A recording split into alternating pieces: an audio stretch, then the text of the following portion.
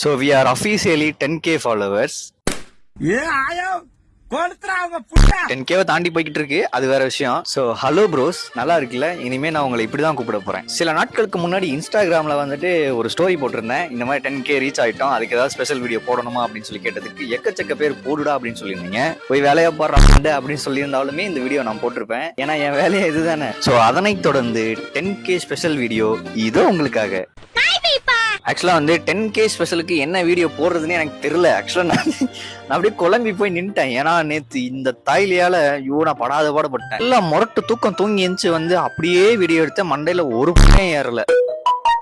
இப்ப புதுசா வந்த ப்ரோஸ் யாருக்குமே தெரியாது இது என்னோட செகண்ட் 10Kன்னு. 2019 இருந்து 2020 வரைக்கும் ஒரு அற்புதமான காலகட்டங்கள் இன்ஸ்டாகிராமில்.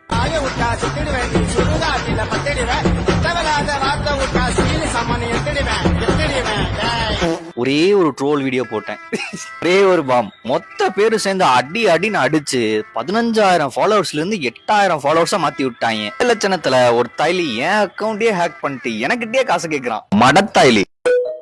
நிறைய கமெண்ட் வந்தது, ஜேகேவையும் சத்யாவையும் விட்டுருங்க, அது வேற. முக்கால்வாசி பேர் என் கலரை பத்தி தான்டா கேட்டிருக்கீங்க. பிறக்கும் போதே இதே கலர் தான் பிறந்தேன். ஸ்கூல் படிக்கும் போதும் காலேஜ் படிக்கும் போது ஏன்டா இந்த கலர்ல பிறந்தேன்னு சொல்லி நான் தினம் நினைச்சு அழுதுருக்கேன். எல்லாரும் வெள்ளன்னு சொல்லி கூப்பிடும் போது உள்ள அப்படியே மனசு கதறும். இப்ப எனக்கு இந்த கலர் தான் ஏன் பிடிச்சிருக்கு. அடுத்து இந்த ஒரு கமெண்ட் தான் என்ன ரொம்ப பாதிச்சிச்சு. ப்ரோ கண்ணை எப்போ ப்ரோ ரிவீல் பண்ண போற அப்படின்னு சொல்லி ஒருத்தர் கேட்டிருந்தாப்ல. எனக்கு சாயந்தரம் 6 மணிக்கு மேலதான் கண்ணே திறக்கும். அந்த நேரம் எல்லாம் இந்த வெயில் பட்டு அப்படியே கண்ணு கூசு என்னால சுத்தமா முழிக்கவே முடியாது. பேசிக்கலி நான் வந்து ஒரு அரகுர தாய்லி. அவ்வளவுதான் இந்த வீடியோ.